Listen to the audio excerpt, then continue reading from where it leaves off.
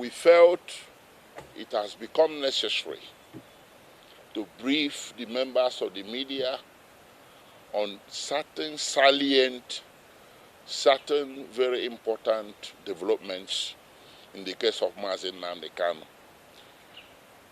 Me being the first speaker, I'll briefly touch on the history of this case, and I'll turn over the mic to my colleague here to take the other segment of this briefing. You will all recall that this case started in 2015, sometime in October, when Mazi Nnamdi Kanu was arrested in Lagos on his arrival from the United Kingdom. Then he was charged with 4 or 5 offenses, mostly bordering on treasonable felony. One was treasonable felony by itself, the other one was conspiracy to commit treasonable felony. There was also a charge that bordered on defamation of the then president, and one that bordered on false declaration of an imported radio equipment. The case initially made its way to the magistrate court in Abuja, where in December 2016, the DSS, which had brought the case forward, filed a nolle prosequi. They filed an application before the magistrate court to discontinue his prosecution in the magistrate court on the premise that they were moving over to the High Court. And that was granted. Thereupon, the case moved over to the High Court, and it was in the High Court. And during that period, between 2016 and 2017, Mazi Nnamdi Kanu was granted bail twice. The order for bail was not complied with by the federal government. And one of the judges, Justice Adeniyi, who granted him bail unconditionally, became a casualty of the federal government. It's in the public domain. It was widely published then, in accordance or quoting the judge himself, that part of the reason he was arrested subsequently and tried in court was because he had granted unconditional bail to Mazi Nnamdi Kanu. Anyway, in the very end, sometime in April of 2017, he was finally granted the latest bail then by Justice Binta Moritera Nyako. That was the bail that he perfected and which the federal government obeyed. So he returned to his ancestral home in Omaha, awaiting his next court date, which was in October of 2017. But lo and behold, between the 10th of October and 14th of October, the Nigerian army started or commenced lethal military invasion attacks at his ancestral home in Omaha. Several people were killed. Mazi Nnamdi Kanu's parents were both alive, but they suffered injuries to which they later succumbed to and died 1 week apart. Nnamdi Kanu himself, in order to save his life, had to flee from the location, and fortunately for him, he found his way overseas, and he remained in exile until June of 2021, when he was encountered in Kenya by Nigerian security agencies who have been on a manhunt for him. They laid ambush for him at the Jomo Kenyatta International Airport, and they abducted him at the parking lot of the Jomo Kenyatta International Airport, where he had gone on a personal errand. From then, he was disappeared for 8 days at a secret location in Kenya, not a law enforcement location, facility. He was disappeared, and during those 8 days, he endured horrendous physical and mental torture. Eventually, on the 8th day, they brought him out from that location and secretly took him to the tarmac, straight to the tarmac, evading immigration. Kenyan immigration put him on a private jet, and renditioned him to Nigeria. He wasn't extradited. Most of these things are in the public domain. I'm doing this just to recap so that the public and the media in particular will be aware of how this case is now turning from prosecution to persecution. After he was brought into the country, the federal government, instead of pivoting on the charges for which Nnamdi Kanu was so unlawfully and forcibly brought into the country, totally abandoned those charges, all of them. But for one, the one that bordered on false declaration of an imported radio equipment. That's a very unserious charge. The more serious ones, bordering on treasonable offenses, were completely abandoned in place of new ones, 15 of them, bordering on terrorism. What this means is that for a whole 7 years, between 2015 and 2017, 2022, when these charges were finally amended to 15 and the old ones abandoned, the charges I will characterize as pre-rendition charges were completely abandoned. Nnamdi Kanu suffered at the hands of the criminal justice system in Nigeria for 7 whole years, between 2015 and 2022, for charges that were later abandoned. So for the 18 months he was detained, subsequent to his arrest in 2015, he was detained for nothing. He didn't deserve 1 day of that detention. He also didn't deserve any tribulation and travails that he had to go through for these 7 years, including the Python dance that nearly claimed his life, but claimed the life of his parents and other innocent people, including his exile abroad and including his rendition. So you may ask, why was he renditioned? For charges that were later to be abandoned. That's a question for that the answer will come 1 day sooner than later. Now, you all are aware of what happened in the High Court. The High Court, in response to objections filed against his trial, struck out 8 of the charges, leaving 7 in place, which went to the Court of Appeal. The Court of Appeal proceeded to strike all of the charges due to the extraordinary rendition which the Court of Appeal held had divested Nigerian courts of jurisdiction to try him. So he was discharged and was supposed to go home pursuant to that order of discharge. But the federal government did not obey that order. For a whole 2 weeks, he was looking for a way to dodge it, and finally he found a way by filing an application for stay of execution of the order. And the application was granted in a swift way that really would shock everybody in this country that knows that matters like that are often very much delayed in court. But I'll leave that aside. Eventually, the case proceeded to the Supreme Court, where the Supreme Court held that he must stand trial.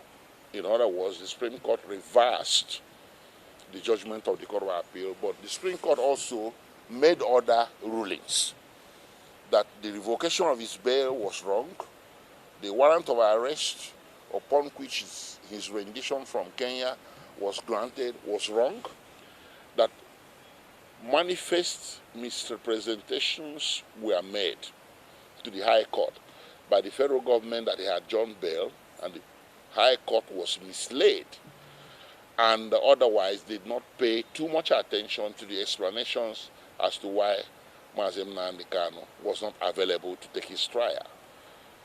And thereby, the trial court proceeded to issue that questionable warrant of arrest that led to his rendition. Now, the case has been remitted back to the trial court, the High Court, and we're here, the legal team, battling to defend him the best way we could. We have done a bail application, a fresh bail application, which was denied. We raised objections to his trial due to the fact that we are not able as a team and individually as lawyers when we visit him at the detention facility at the State Security Services in Abuja, we are not able to consult with him properly. He deserves his right to counsel, unfettered right to counsel, unburdened by interference of government officials. He also deserves to have the adequate facilities to defend himself. These two things are denied him, and they are constitutional rights found under Section 36, sub 6, B and C of the Constitution of the Federal Republic of Nigeria. Every one of us enjoys such a right. It's called right to fair hearing. I don't see why Nnamdi Kanu should be an exception. But lo and behold, the High Court, in its wisdom, denied our objection and ordered for an accelerated hearing. So that's where we are now. We have the matter scheduled for hearing on the 17th of April. And before then, we decided we have to bring some other applications. So right now we have one application pending, which is to restore his bail. The application is different in so many different degrees from an application for bail. While one was an application for a new bail, the other is an application, or the current one is an application to restore his bail under the conditions that it was previously granted. That application is pending. But then, on a final note, when this matter started in 2015 and escalated to September 2017 with Python dance and all that, Nnamdi Kanu, through myself, brought an application before the African Commission on Human and People's Rights, complaining about the Python dance and proscription of IPOB, and he won.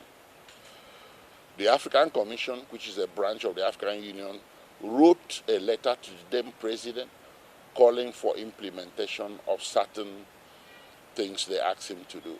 One of them being that he should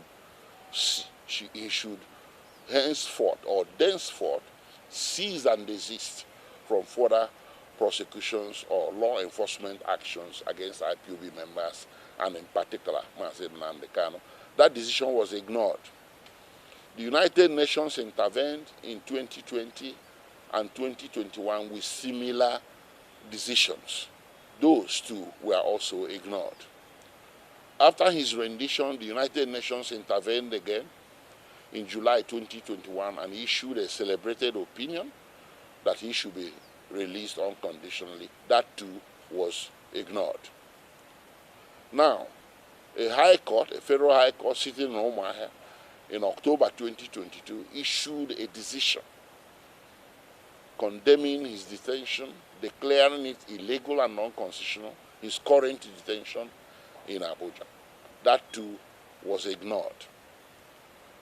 Back in January 2022, a high court of the state of Abia had awarded him 1 billion naira as compensation for the damages he suffered or that issued from that infamous Python dance. Payment of that compensation is outstanding. So also is the apology to him that the court had ordered. And then finally, last year in October, a high court in Enugu State declared that the executive or administrative actions taken by the Southeast governors and the federal government back in 2017 to proscribe IPOB and declare it a terrorist organization, those actions were unconstitutional under Section 42 of the Constitution. This is important because Nigerians, all Nigerians, are supposed to be treated equally. What had happened to IPOB in 2017 in terms of the proscription was a stark evidence of discrimination, which is unconstitutional under Section 42 of the Constitution. We have been saying that until last year in October, when a high court agreed that that is so. We had figured that in an enlightened society such as ours, which is subject to rule of law, the federal government would have taken steps pursuant to that judgment of October last year, to file some sort of an application to withdraw the proscription of IPOB as it is, and to cancel the terrorist toga that is placed on IPOB. Why? Because that very proscription in 2017, being ex parte, did not give opportunity to IPOB or any of its members to make representations as to why it should not be proscribed, or as to why it should not be declared a terrorist organization. That offends Section 36 of the Constitution, which required that any law that derogates from the right of any Nigerian, his right to fair hearing, should have given him an opportunity to make representations. So these are the several violations, and unfortunately, these violations have led to incalculable damage to citizens of this country, to innocent people, mostly in the southeast and south-south. Hundreds have been killed in pursuit or in law enforcement actions related to fighting IPOB. It's wrong to do all that on a mere ex parte order. Thousands are languishing in detention, and of course, you know, Nnamdi Kanu himself is also languishing in detention following his rendition. So too many bad things have happened, and we're hoping that we'll come full circle to a point where people will sit back, government officials, the federal government, led by President Ahmed Tinubu, to look again at this case and to see whether this case has any merit at all, or whether the case was, as it were, politically motivated to the point that the present administration should not have any business inheriting it. When someone says, I do not want to belong to a country anymore, you don't lock him, you don't pursue him with bullets and manacles and all kinds of things to put him in jail or to prosecute him. You try to talk to him. That, I think, is the more sensible thing to do. No, what we are saying is that he was speaking from experience. He even cited himself as an example. There was a day he went to see him. They wouldn't allow him to see him. That was about 3 or 4 weeks ago. So that exemplifies what we passed through. And when we go in there, we can't see him as a group of lawyers. They separate us. I see him for 30 minutes and they rush me.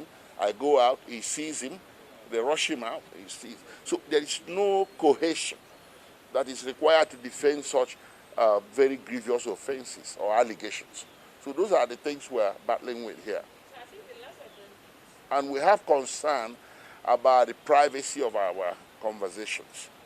Where there was a day I was consulting with him with another colleague, and they took a secret photograph of myself. They accidentally filed that photograph as part of their proof of evidence in court. So we now got it as an evidence, and we said, wow. So they were taking secret photographs of us. And if you go into the room, you will not see any camera. So evidently, you have hidden eyes, hidden cameras, and everything. So what and what not? So what else do they have? Eavesdropping equipment, secret listening devices, or what? So we whisper in fear. And sometimes you just have to pull him out to say something, or even pull yourself out to say something, because you're ever afraid someone is somewhere secretly recording you. How can we conduct an effective defense under these conditions? It's not possible. Okay, whether we are confident that you'll get a fair trial, the confidence is zero. Under present circumstances, our confidence is zero, nada. My colleague said it here.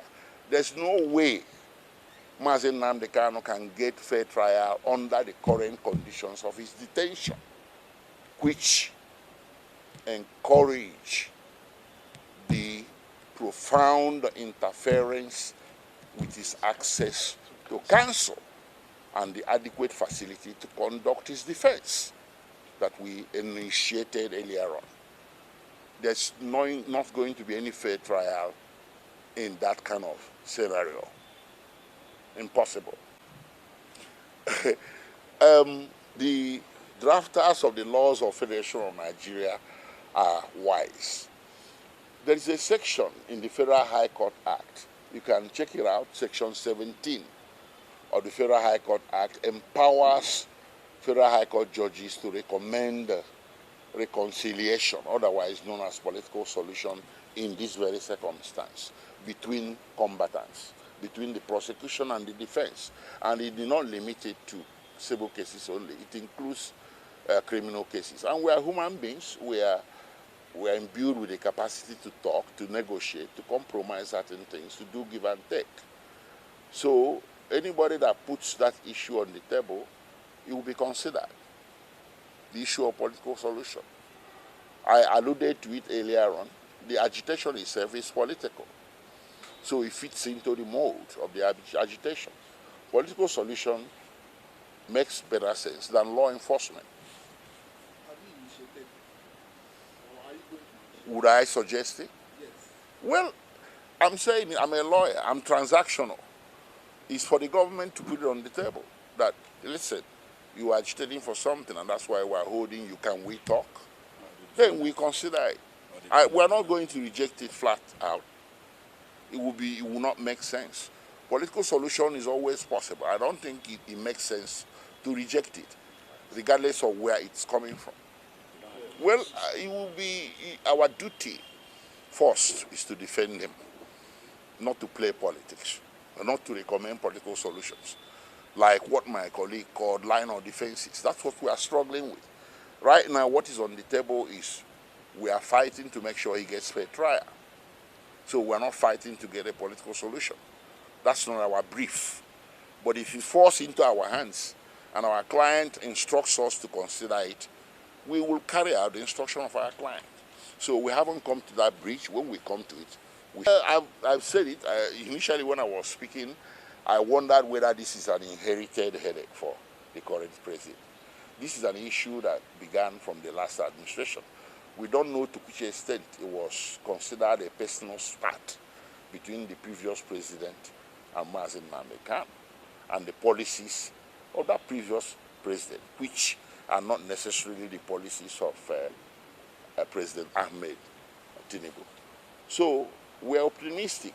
I was in court the other day, and we were arguing the application for his bail, and the judge wondered whether, if he's granted bail, whether he's going to honor the conditions of his bail. And I used this metaphor to answer the judge. And I said, well, he will, because it was Buhari and his army that chased him out of Nigeria. And I don't think Tinubu and his army will chase him out of Nigeria again. So people laughed, but I think it captured the sense that we expect this administration to handle this matter a bit more differently than from the way the previous administration had handled it.